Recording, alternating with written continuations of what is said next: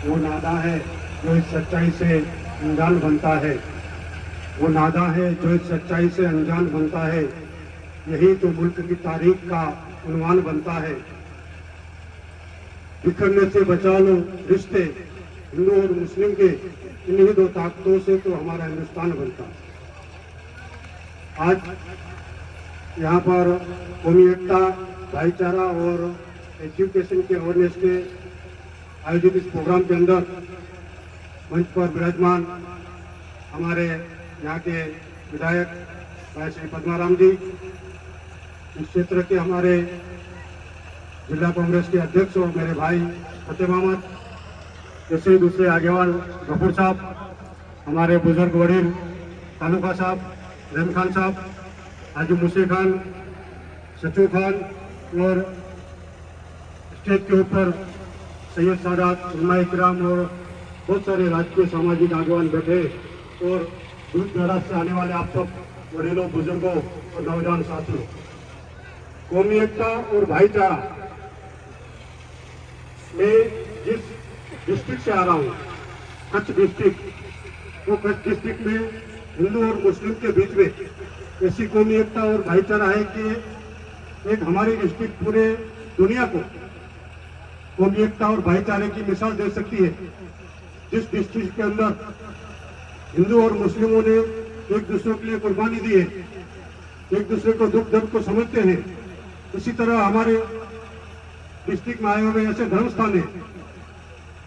कच्छ के सड़क के ऊपर हाजीपुर वली की दरगाह है, जिस हाजीपुर वली ने अपनी शहादत है एक राजपूत विधवा की गाय को बचाने के लिए वहाँ शहीद हुए। उसी तरह माता के मठ के अंदर बहुत बड़ी जो वहाँ का मंदिर है, उसमें आज भी वहाँ की जो आरती होती है तो वहाँ के जो नौबत बजाने वाले हैं हमारे मुस्लिम लंगा परिवार। और वैसे देखने जाओ तो हमारा ये मुल्क, जैसे मौलाना साहब ने कहा कि खूबसूरत था, खूबसूरत है और खूबसूरत रहेगा, लेकिन कुछ समय से कुछ लोगों ने इस देश को जाने के बर्बाद करने की कसम खा के रखी हो।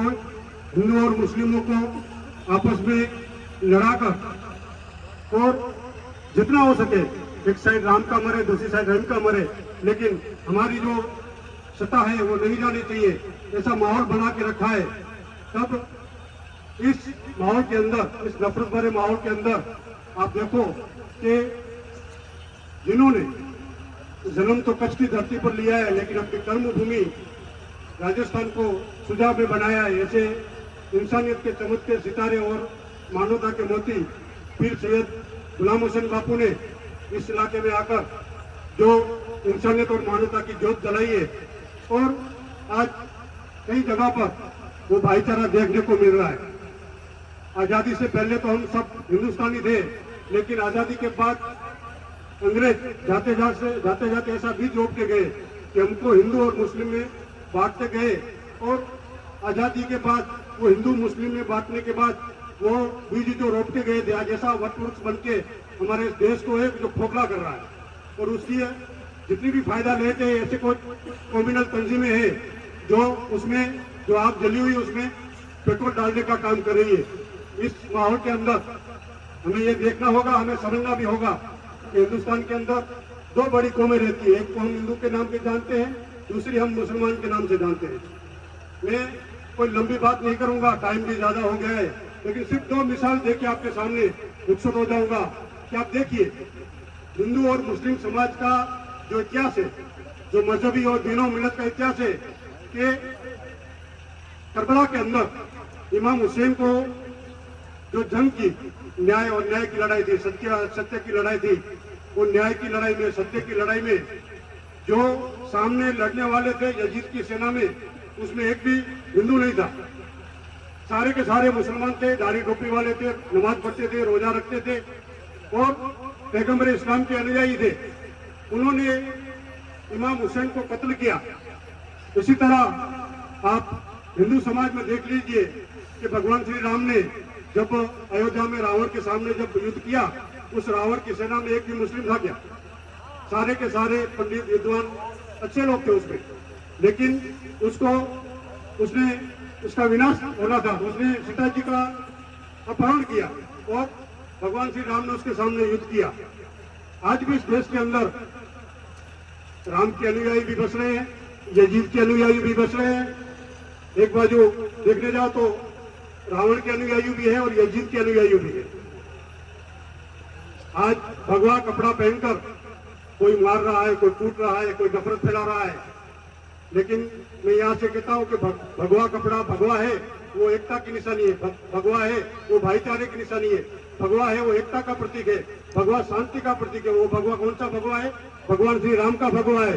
और जो भाइयों भाइयों के बीच में झगड़ा करे, आपस में नफरत फैलाए, कहीं हिंदू मुस्लिम के नाम से लड़ाई झगड़ा कराए, कहीं मंदिर मस्जिद के नाम से जो नफरत फैलाए, वो भगवा रावण का भगवा है।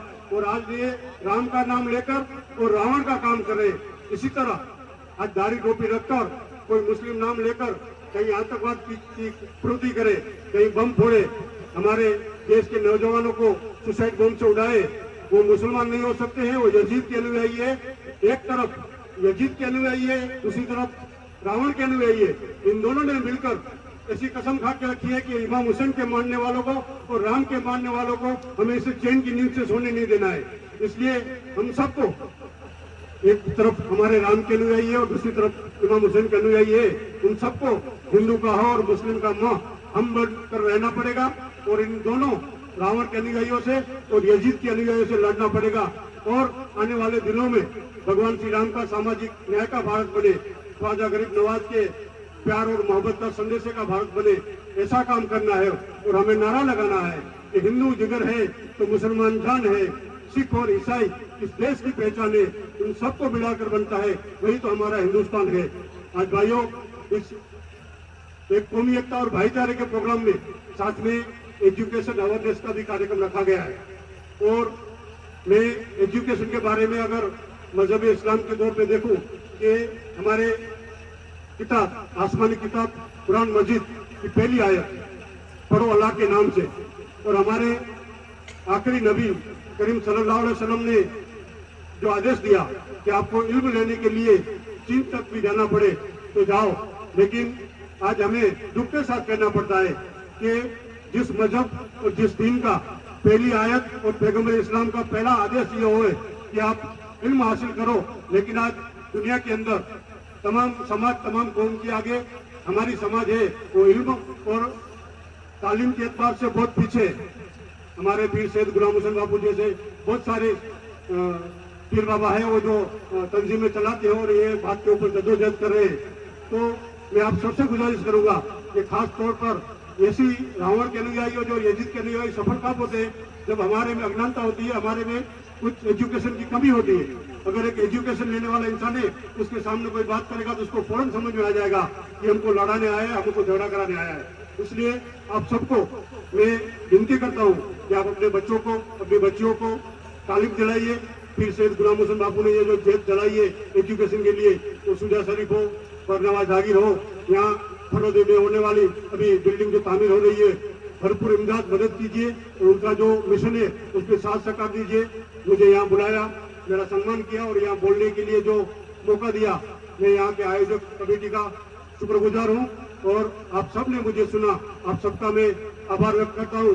और लास्ट में इन्हीं शब्दों के साथ मैं अपनी जगह लेता हूँ कि नफरतों को जलाओ, नफरतों को जलाओ, मोहब्बत की रोशनी होगी, इंसान जब भी जले है ठाकुर है। अस्सलाम वालेकुम।